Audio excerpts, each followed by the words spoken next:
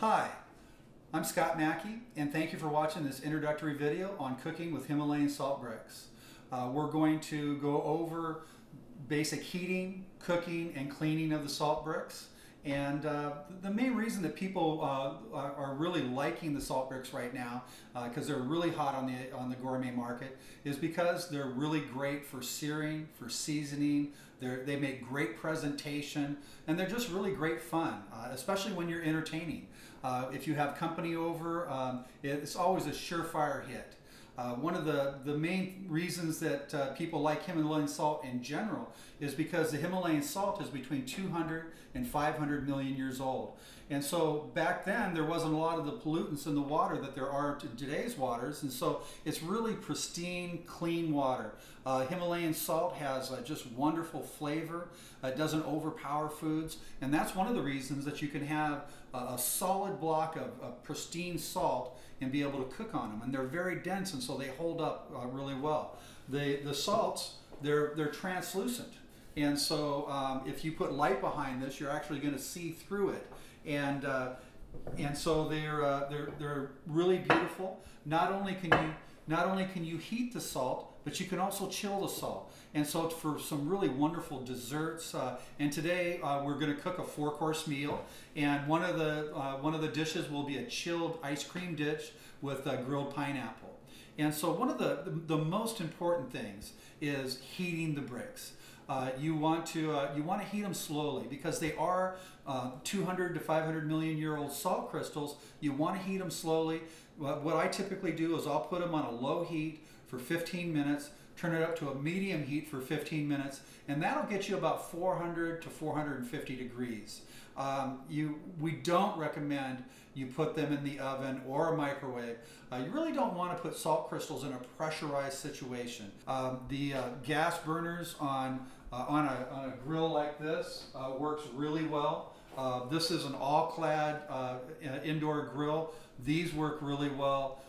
You can use an electric stovetop, but you really need to have a wok ring or a pastry tin or something that's going to elevate the salt brick about a ½ inch over the burner.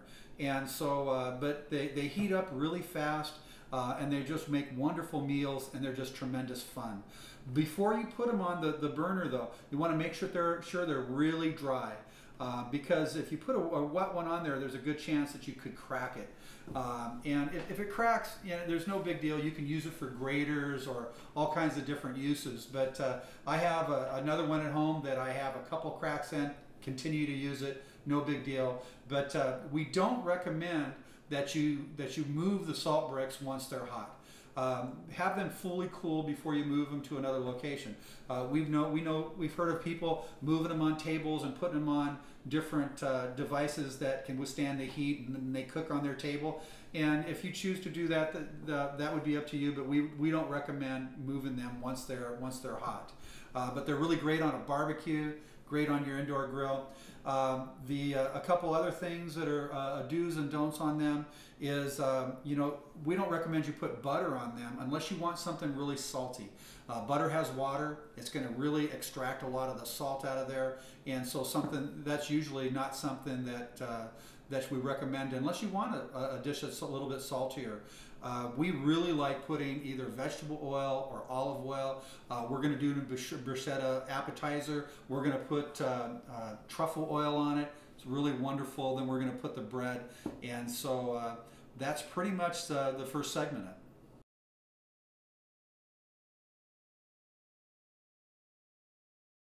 So now we're going to go ahead and clean the bricks. One of the most important things is make sure that if you have a hot brick, it's fully cooled. If you have a chilled brick, that it's up to room temperature, or you can crack your brick. Never put a brick in a dishwasher. I never use soap on your brick. So what you want to do is you want to have warm water, and what I do is I simply rinse it real quick, and then I'll scrub it like so. And this brick is pretty clear because we did ice cream on it, but if it had like the shrimp, it would clean off easily. Rinse it again, and then what I'll do is I'll go ahead and pat dry with either a paper towel or some sort of towel that's clean. And salt's a disinfectant. And so it generally will not pick up any of the food from your previous meal, and so you can cook fish or steak or whatever. And then right now it's going to have some moisture on it, and so I let it fully cool on a rack if possible, and let it air dry. And then what I'll do is I'll go ahead and after it's air dried overnight, I'll go ahead and either put it in an airtight Tupperware type container or a Ziploc bag, and then store it for the next time you want to eat. I hope that you enjoyed the instructional video. Cooking with Himalayan cooking bricks is a wonderful experience and just a lot of fun for you, your family, and your friends.